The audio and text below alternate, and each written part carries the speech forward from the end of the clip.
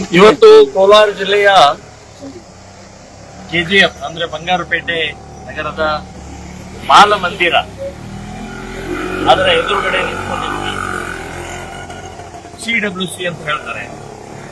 ಅದರ ಅಧ್ಯಕ್ಷರಾದಂತಹ ರುದ್ರೇಶ್ ಅವರಿಗೆ ಭೇಟಿಯಾಗಿ ನಾವೊಂದು ಮನವಿಯನ್ನು ಸಲ್ಲಿಸಿದ್ದೀವಿ. ಬಿಹಾರದಿಂದ ಬಂದಂತಹ ಇಲ್ಲೀಗಲ್ ಕಾನೂನು ಬಾಹಿರ ಯಾವುದೇ ರೀತಿಯ ದಾಖಲೆ ಇಲ್ಲದಂತ 42 ಅಪ್ರಾಪ್ತ ಮಕ್ಕಳು ಇಲ್ಲಿ ಒಳಗಡೆ ಇದೆ.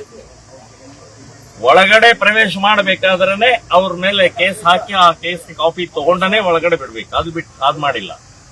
ಇನ್ನು ಬೇರೆಯವರು ಯಾರನ್ನೂ ಬಿಡುದಿಲ್ಲ ಅಂತ ಹೇಳಿ ಇಲ್ಲಿ ಮುಸ್ಲಿಂ ಮುಖಂಡರನ್ನ ಒಳಗಡೆ ಬಿಡ್ತಾ ಇದ್ದಾರೆ, ಊಟಕ್ಕೆ ಬಿಡ್ತಾ ಇದ್ದಾರೆ.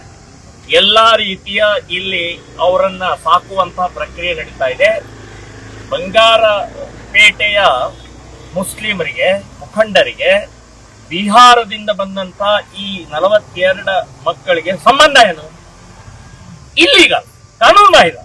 ಸೊ ಕಾನೂನು ಬಾಹಿರ ಬಂದಂತವರ ಜೊತೆಗೆ ಸಂಪರ್ಕ ಇಟ್ಕೋತಾರೆ, ಅವರು ಕಾನೂನು ಬಾಹಿರನೇ.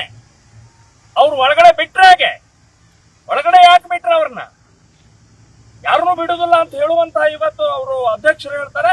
ಅವ್ರು ಹೋಗಿದ್ದಾರೆ, ಊಟ ಕೊಟ್ಟಿದ್ದಾರೆ, ಲೋಕಲ್ ಅಂತ ಹೇಳ್ತಾರೆ. ಏನು ಒಂದು ನಿಯಮ ನೀತಿ ಏನೂ ಇಲ್ಲ. ಸೊ ಕಾಂಗ್ರೆಸ್ ಸರ್ಕಾರ ಇವತ್ತು ತುಷ್ಟೀಕರಣದ ಹಿನ್ನೆಲೆಯಲ್ಲಿ ಇವರೆಲ್ಲರೂ ಕೂಡ ಅವರ ಬಾಲಬಡಕರಾಗಿದ್ದಾರೆ ಅಷ್ಟೇ ವಿನಃ ನ್ಯಾಯ, ಕಾನೂನು, ಸತ್ಯ, ಧರ್ಮ, ದೇಶ ಅನ್ನುವಂಥದ್ದು ಇಲ್ಲ ಅಂತನ್ನುವಂತ ಸ್ಪಷ್ಟವಾಗಿ ಗೊತ್ತಾಗ್ತಾ ಇದ್ದಾರೆ. ಆದ್ರೆ ನಾವು ಇವರನ್ನ ಬಿಡೋಲ್ಲ.